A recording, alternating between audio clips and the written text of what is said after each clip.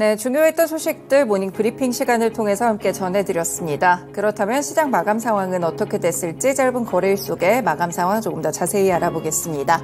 김민아 캐스터 마감 상황 전해주세요. 네, 유럽의 주요국 증시들은 전반적으로 상승하며 거래를 마쳤습니다. 소폭 상승 마감하는 모습이었는데요. 이 상승 탄력에는 제한이 걸리는 모습이었습니다. 한 주간의 흐름은 어땠을지 유럽 증시 상황도 함께 살펴보도록 할 텐데요. 한 주간의 흐름 보시면 장 초반보다 이제 주의 막판부로 가면서 더욱더 탄력적인 움직임이 나타났다고 보실 수가 있겠습니다. 전반적으로 봤을 때는 2% 넘는 하락세를 그려 나갔지만 점점 이렇게 올라서는 모습이 나타났다는 점 보셔야겠고요. 후반부에 탄력이 더 많아졌다라는 점도 체크해 보셔야겠습니다. 저는 주요국 증시들 함께 살펴보시면 닥스 지수가 0.22% 상승했고요. 영국도 0.062%로 소폭 상승하며 거래를 마쳤습니다. 프랑스의 까크 지수도 0.2%의 상승률을 나타냈다는 점도 확인을 해볼 수가 있겠습니다. 이렇게 유럽 증시가 주 막판으로 가면서 상승 마감할 수 있었던 것은 유럽 중앙은행의 통화정책 회의가 발표가 됐고 이를 소화해냈기 때문인데요. ECB는 유로존 인플레이션이 예상대로 하락하거나 조금 더 빠르게 하락할 것으로 전망을 했습니다. 그럼에도 금리 인상 가능성은 유지해야 한다는 점에는 동의를 했는데요. ECB의 정책을 살펴보자면 고금리 장기화에 초점을 맞춘 것으로 볼 수가 있겠습니다. 하지만 시장에서는 글로벌 중앙은행이 최근에 디스인플레이션 등으로 금리 인상 사이클을 이제 끝내고 내년에 금리 인하를 할 것이다라고 전망하고 있는데요. 따라서 금리 인하에 시장은 조금 더 높게 베팅을 하면서 주 막판부에는 이렇게 상승 탄력이 더욱더 강해졌다는 점 체크해 보셔야겠습니다.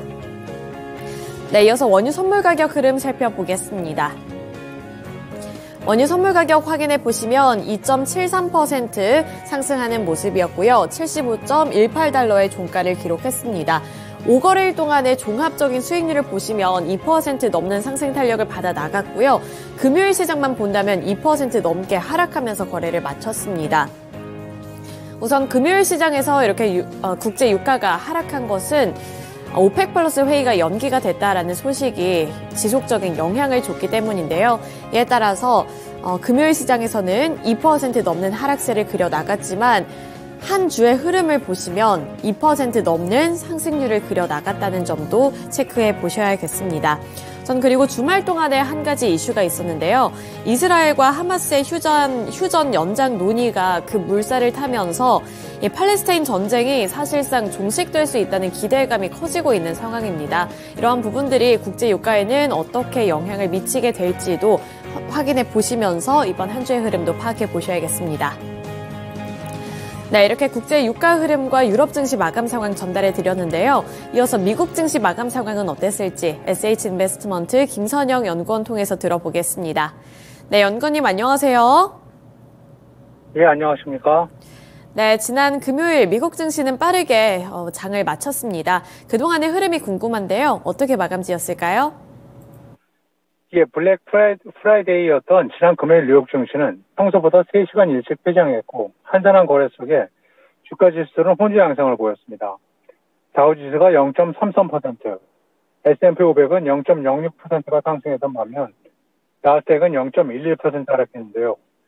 지난 한 주간으로는 다우지수가 1.3%, S&P 500 지수와 나스닥은 각각 1%와 0.9%의 상승세를 보였고 다우지수 역시 4주 연속 오르면서 4월 이후 가장 오랜 기간에 상승세를 나타낸 것으로 기록이 되고 있습니다.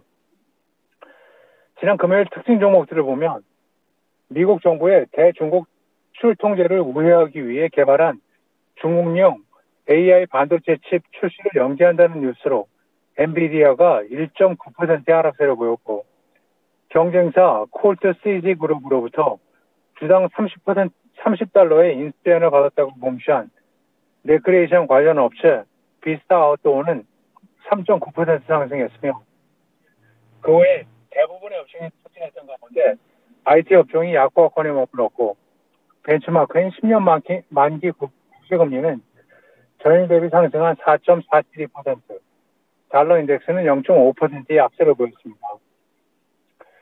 블룸버그 산하 연구기관인 블룸버그 인텔리전스가 내년에 반도체 업종을 중심으로 한국 상장사들의 이익이 급증해 모건 스탠리 캐피털 인터내셔널, 즉 MSCI 한국 지수가 약 20% 상승할 것이라고 전망하고 있습니다. 블룸버그 인텔리전스는 MSCI 한국 지수 편입 종목의 총 주당 순이익 EPS가 향후 12개월간 58%가 증가할 것이라면서 한국 기업들에 대한 순이익 증가율 전망치는 약 65%로 비교적 중도적인 예측 모델을 잡은 수치라고 설명하면서 내년에 MSCI 신흥시장 순이익 증가율이 평균 18.7%로 예상되는 가운데 한국의 증가폭이 주요 신흥국 가운데 가장 클 것으로 예상하면서 한국의 양도 반도체 기업인 삼성전자와 SK하이닉스의 이익 성장이 주도를 할 것이라면서 삼성전자는 내년 순이익이 약 3배 정도 늘어날 것이라고 점쳐지고 있으며 올해 적재 늪에 빠졌던 SK하이닉스 역시 내년에는 흑자로 전환될 것으로 기대하면서 반도체 경기가 바닥을 치면서 반등하고 AI 수요는 이런 흐름을 촉진할 것으로 예상되기 때문이라면서 반도체 가격이 지난해 4분기 수준으로 올라간다면 MSCI 한국 지수는 현 수준에서 약 20% 정도 오를 수 있을 것이라고 예측을 하고 있습니다. 어도비 애널리틱스에 따르면 올해 블랙 프라이데이의 온라인 매출이 전년 대비 7.5%가 증가한 98억 달러로 역대 최고치를 기록한 것으로 집계됐습니다. 어도비 측은 모바일 쇼핑 확대, 유연한 결제 수단 및 이에 따른 전략적인 소비, 높아진 할인율 등이 매출 증가의 주요 원인으로 들면서 전체 온라인 매출 가운데 절반 이상인 53억 달러가 모바일 쇼핑을 통해 이루어졌으며 선구매, 후 결제 방식으로 약 7,900만 달러를 소비한 것으로 나타났으며 이것은 지난해보다 47%가 늘어난 것으로 추수감사절 전후와 비교하면 72%가 각각 급증한 것으로 지금이 아니면 싸게 살 수 없다는 심리가 작용한 것으로 파악되는 가운데 이에 따른 소비는 주로 전자제품과 스마트워치, TV, 오디오 장비 등에 대한 수요 증가로 나타났다고 덧붙이고 있습니다. 당초 올해 블랙 프라이데이는 여전히 높은 인플레이션이 지속되면서 생필품 부담이 이어지며 코로나19 팬데믹 기간 저축해둔 여윳돈이 거의 소진되면서 소비자들이 좀처럼 지갑을 열지 않을 것이라는 전망이 줄을 이뤘지만 이러한 우려가 오히려 높은 할인율을 가져왔고 결과적으로 상당수의 소비자들이 선구매 후 결제를 택하게 됐다고 분석하면서 블랙 프라이데이 할인 행사의 연장선인 사이버 먼데이까지 온라인 구매가 지속될 것이라고 예측하고 있습니다. 아마존의 로봇 청소기 업체 아이로봇 인수와 관련해 유럽 집행위원회의 경쟁 총국이 최종 승인할 것이라는 뉴스로 불확실성이 제거되면서 지난 금요일 아이로봇의 주가가 39%가 폭등한 41달러 80센트에 마감되었습니다. 지난해 8월 아마존이 스마트홈 분야의 경쟁력 향상을 위해 14억 달러의 아이로봇을 인수한다고 발표한 지 약 1년 3개월 만으로 EU 집행위원회는 이번 인수 계약으로 소비자들의 프라이버시가 침해될 가능성에 초점을 맞춰 조사를 진행해 왔지만 큰 문제가 없는 것으로 결론을 내린 것으로 보이며 아이로봇의 청소기 룸바는 집안 곳곳을 돌아다니면서 스스로 구조를 학습해 집 내부 지도를 그리고 장애물을 피해가며 지도에 따라 청소를 하고 그러면서 수집한 각종 사진과 데이터 등 개인정보를 마음껏 활용할 우려가 있다는 것이 그간 EU의 판단이었지만 EU의 이번 최종 승인으로 아마존은 주요 관문을 넘어선 것으로 평가되고 있습니다. 마지막으로 내일은 상무부의 10월 신규 주택 판매 지표가 발표되며 시장 예상은 전달 대비 약 82만 건의 감소이며 G스케일러, 세렌스 인크, 스마트웨어 글로벌, Ltd가 지난 분기 실적을 발표할 예정입니다. 네, 이렇게 실적 발표 일정까지 함께 들어봤습니다. 오늘 말씀 고맙습니다. 예, 감사합니다. 네, 이렇게 유럽 증시에 이어서 미국 증시 마감 상황까지 함께 전달해 드렸습니다. 국내 증시는 한 주의 마무리를 어떻게 지었을지 금요일 시장 국내 증시 마감 상황도 함께 살펴보도록 할 텐데요. 코스피부터 살펴보도록 하겠습니다. 금요일 시장에서 코스피는 결국에 하락하며 거래를 마쳤습니다. 장 초반에 이제 개장을 하고 난 이후에는 잠시 반짝 상승해주기도 했지만 그 이후로는 낙폭을 점차 더 키워나가는 안타까운 흐름을 나타내기도 했는데요. 코스피 같은 경우 외국인 투자자들의 매도세가 큰 폭으로 집계가 됐습니다. 외국인 투자자들은 2천억 원 넘는 매도세를 나타냈고요. 개인 투자자들 그리고 기관 투자자들은 함께 매수하는 흐름이 나타났습니다. 코스피 지수 같은 경우 전거래일 대비 0.73% 하락하며 거래를 마쳤고요. 2,496포인트의 종가를 형성했습니다. 시가총액 상위 종목들은 어떠한 흐름을 이어왔을지 시총 상위 종목들의 주가 흐름도 함께 살펴보겠습니다. 네, 우선 반도체와 2차 전지주들은 일제히 약세로 거래를 마쳤습니다. 삼성전자가 0.97%로 1% 가까이 되는 하락세를 기록했고요. 0.97% 하락한 71,700원 선의 종가를 형성했습니다. 72,000원 선도 다시 내어주는 모습이 나타났고요. 장 초반부터 막판대까지 살펴보시면 탄력은 더욱더 둔화되는 모습이 연출이 됐습니다. SK하이닉스도 1% 넘는 약세를 기록했고요. 1.61% 하락한 12만 8천 원을 터치하면서 13만 원 선 이탈을 했습니다. 또 삼성전자와 마찬가지로 장 초반보다 장 후반부가 더 약한 흐름이 나타났습니다. 2차 전지 셋업체들도 확인해보시면 LG에너지솔루션이 1.34%, 삼성 SDI가 2.53%, LG화학이 0.96%로 하락 마감했고요. 포스코 퓨처엠 같은 경우에도 0.82%의 하락세가 나타났습니다. 포스코 홀딩스도 0.53% 하락했고요. 네, 이어서 인터넷 플랫폼주들 확인해 보도록 하겠습니다. 네이버와 카카오 확인해 보시면 네이버는 보합권에서 마무리 지었고요. 카카오 같은 경우에는 0.4% 올랐습니다. 반등해주긴 했지만 그렇게 의미가 있는 반등은 아니었다라고 보시면 되겠고요. 최근 들어서는 이 금리에 대한 이슈가 계속해서 나오고 있다는 점, 시장의 해석과 이 중앙은행 쪽에서 제시를 하고 있는 것과 조금 더 면밀하게 살펴보실 필요가 있겠고요. 또 완성차 기업들 확인해 보시면 현대차와 기아가 일제히 소폭 밀려났습니다. 현대차는 0.43% 하락 마감했고요. 기아 같은 경우에는 0.36% 하락하면서 전반적으로 약보합권 수준을 나타냈습니다. 현대모비스 같은 경우에도 0.2%가량 하락했습니다. 네, 그리고 제약바이오 섹터 확인해 보시면 제약바이오 섹터에서도 이번에 차익 매물이 빠르게 나타났고요. 셀트리온도 2.83%로 약세로 거래를 마친 가운데 삼성바이오로직스도 1.66%, SK바이오사이언스 같은 경우에도 1.61%의 하락세를 그려나갔습니다. 네, 이어서 코스닥으로 넘어가 보도록 하겠습니다. 코스닥 지수도 결국에 하락하며 거래를 마쳤습니다. 코스닥에서는 외국인과 기관의 동반 매도세에 마찬가지로 5거래일 만에 하락하며 거래를 마친 건데요. 코스닥 시장에서 외국인 투자자들은 53억 원을 매도하면서 기관 투자자들보다는 관망세가 조금 더 짙게 나타나는 분위기였고요. 기관 투자자들은 755억 원어치를 매도했습니다. 시총 상위 종목들 코스닥에서는 어떠한 흐름을 보였을지 시총 상위 종목들의 주가도 함께 체크해 보시죠.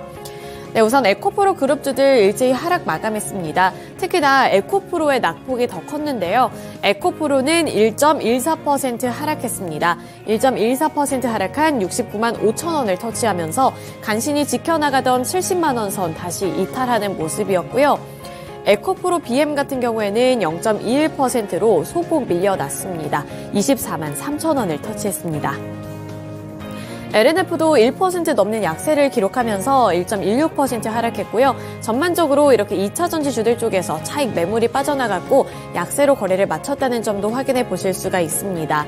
그리고 반도체 종목들 확인해 보시면 반도체에서는 나름대로 선방해주는 모습이 나타났습니다. 우선 시총 상위 종목인 리노공업과 HPSP는 그렇게 크지는 않았습니다만 리노공업이 일단은 1% 넘게 하락했고요. HPSP는 0.7% 올라주면서 나름대로 선방해주는 흐름 가져갔습니다. 그리고 그 외에 나머지 종목들도 보시면 주성 엔지니어링이라든지 하나마이크론, 하나머티리얼즈 1%대 탄력을 받아 나갔고요.